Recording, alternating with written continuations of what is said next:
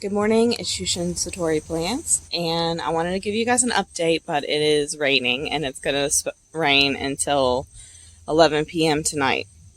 So I'm just going to do the backyard for now, and then I might do the side yard if it lets up for a little bit. It's not raining very hard right now. So it's a lot more lush than the last time you saw it. My strawberries are starting to produce enough strawberries that the slugs aren't getting all of them, so I got a few last night. I'm still dealing with the pest pressure of slugs. I need to get some more beer in containers and put them around the strawberries, but I'll do that after it's raining. If you do it in the rain, then the beer just gets washed out into the plants and it doesn't help any. The chia seeds right here, the chia plants are doing really well. They're growing up tall, and I could have thinned them. I feel like I might have got a few bigger plants, and I still might do that. But right now, I'm just kind of letting it go as an experiment. So this is the chia plant, and back there is some lungwort, which is still surviving. This is a volunteer tomato plant right here. And so I'm trellising it along here because I didn't really expect it to pop up. The Nasturtium, I've heard, doesn't like the heat, which has been pretty cool lately. But it's doing fine. It has not died out in the heat. I'm in zone 7B, so it might just be able to, and it's in a lot of shade. Like, there's a wall here, of course, and then on the other side there's a porch that kind of shades it. So the Nasturtium are doing good. That's the circle type plant right there. I planted these. Were not getting enough water to have lettuce in them, so I went ahead and put some green beans in there. So, and the green beans are doing better. They're kind of trellising over. I might eventually make them go up this to kind of try to get taller. I'm going to watch and see what they do. I've got several pots down here, and those are lettuce. And they're starting to bolt, so I may or may not wait for them to bolt and get seeds from them. I'm not sure. Okay, so right here there's a pot. Can you see that? It's right there. It's got skullcap in it, and then it's laying back behind on the lemon balm. So that's blooming, and I probably need to put that in the ground soon, or it's probably gonna be root bound. So I'm trying to figure out if this is a good spot. It's laying down, so I'm not sure why. I need to do research on how much sun it needs. If any of you guys know about how much sun skullcap needs, let me know. And yeah. So around here, there's another, this one's actually in a pot that I up-potted from the cold frame that had kind of been left over, which I'll show you that later. It might be died down enough that I can show you that here in a minute. Right here is a cabbage. It is way hidden by my raspberry plant. That's my raspberry bush, yes. And then my lemon balm is kind of taking it over. I keep having to pull that back. So it's not doing that great right now, but I feel like the colder it gets, the better that's going to do, and the more that this is going to die back. So we'll see how it does in the fall. And then all along here is one cherry tomato plant, and so it grew up here. And let me zoom in a little bit more. Can you see right there where it is kind of bent over? I just kind of bent it over and let it grow along. One stem went this way and one went that way. So I want to say that at the beginning of the year, I start pruning the armpits out so it'll grow faster. But after it starts fruiting, and well, probably before that, I stopped doing that because I want more tomatoes versus a lot of, so one stem would just be going along the one side and the other stem wouldn't exist. So that's all the tomatoes I would not be getting. Plus there's a lot in there that also wouldn't be producing fruit. So if the plant is healthy, I leave it. If it starts getting any type of blight or any type of sickness, I will take off those leaves as I see them. But as you can see, it's all green. There's no issues with it, so I'm leaving it, and it's thriving. If you can see, like, here's right there, there's some tomatoes there and there and there. There's some right there. There's some, ooh, those look like they might be red, there. So letting it, if you don't have a tall place to trellis, I suggest this. Now, does it work every time? No. If you bend over the stalk and it's too established, then it's going to break it off. So you got to do it when it's an immature plant. And then you still do have a risk that it's going to break off, but the worst thing that can happen is you just use the next, I call them armpits, but you know, just like in the crook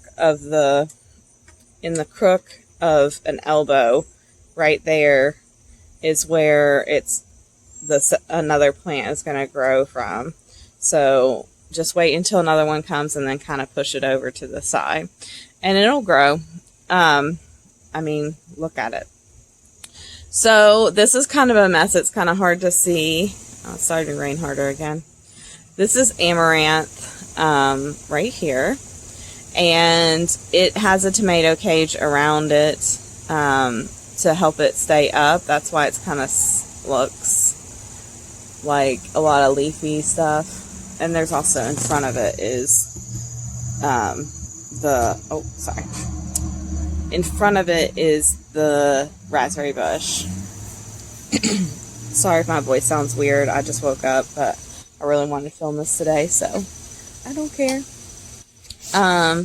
This right here is my hibiscus. I put it in the ground this year. It was in a pot for like about a year, maybe a year and a half, because I was too concerned about planting it because I wanted it to grow, and I wanted it to make sure that in that lighting it would do okay. And so far so good. It just started blooming last week. So if you check my Instagram, you can see those blooms. They're clearly not blooming right now. And okay, so they're doing good. Behind that is my oregano on the ground. You cannot see it from here. Hold on, let me see if I can get another angle. Let's see. Okay, that's a little better. It's right back there. You still can't see it very well, but it's thriving. It's growing along the ground. And then there's marshmallow back there as well. You can't see. Along the front, I have another, right down there is where it's growing from. It's a cucumber. Are you going to say hi? Well, hello. How's he doing? I have another cucumber going, and then it's kind of wrapping around my beautyberry. So that one hasn't actually produced any cucumbers yet because it was planted later, but I'm hoping to get something out of it closer to the fall. And there are some little tiny cucumbers on there, so maybe this rain will help it produce. The beautyberry, I have 3 beautyberry bushes. And I have recently seen that they grow really tall, so I'm going to try to trim out some of the bottom branches so it doesn't slump over so much, so it can be like a tall instead of like taking up this whole area. Hopefully it'll grow up. Then I've got my Yucca plant here and here, and there's one behind there you can't really see, but there's another one. They're just, you know, they're just living their best life. It's already bloomed, the bloom's spent. And last year I cut that down, but this year I'm just kind of leaving it up. There is a seed pod up there, so I'm hoping it drops another one, and there's another one that grows. Behind there is a hibiscus. and it's not getting a whole lot of sun, and I just planted it last year and it was only like a little tiny one, but it's surviving, and so that's all I need. Along here is my pumpkin. It goes all the way back up there and back around, which I wish I could show you, but again, rain. It hasn't actually produced any pumpkins, but if you see, there's a big tree above it. Let me zoom back out. See the pumpkins there, and so this tree, I was going to cut it back in the fall, but I didn't have the right tools, so I was waiting, and so I didn't get to it because I couldn't. So, it's actually producing another shoot up this way, so I don't know. This might produce pumpkins on this side. The mullein is here. It's kind of leaned over because of the storms, and if you can see, the long part is there, and then it's producing shoots coming up from the side. So if you get the leaves, you can use that for any type of lung issues, and then if you get the flowers and put them in oil, then you can make something for your ear aches. So do your research, figure that out. I'm not going to go too depth into some of the medicinal herbs that I'm using because I am a noob and I don't really know what I'm doing, and I'm watching other people. The Stivers have some good, Stivers Homestead have some good good recipes for some medicines, calendula and a couple other salves and tinctures. So just give them a look. And then Susunweed, not Susan. Susunweed has a lot of good ones too. Those are the main two that I read or watch, but there's other ones. Those are right here on YouTube. And where are you? Oh, it's covered up. I do have a rhododendron right there, but it looks like there's I think that's honeysuckle. It's covering it up. This is where my runoff is, and you can't really tell in the spring, which is nice, but I know it's there. In the fall, it definitely shows itself. I've got 2 bushes that are trying to hold up the ground. Actually, 3. There's one there too. It's kind of getting overrun by weeds too.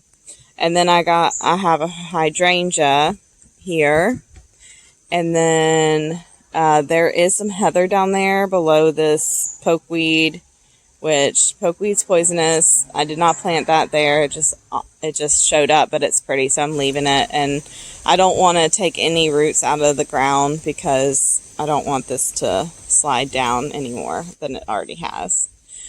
So that's an update on the backyard. Everything is doing well.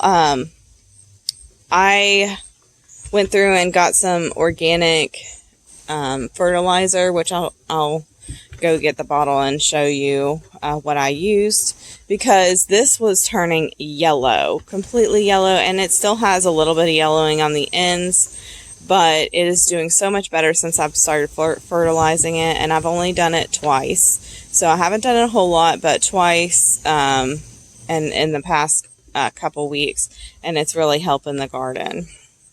So I'm gonna stop it here because we're getting way far into this video, and you probably don't want to watch too long of a video. So if you want to come see the side yard, come watch my next video. I'll be uploading that soon, and take care. Oh, wait, one more. This right here, you can't really see it.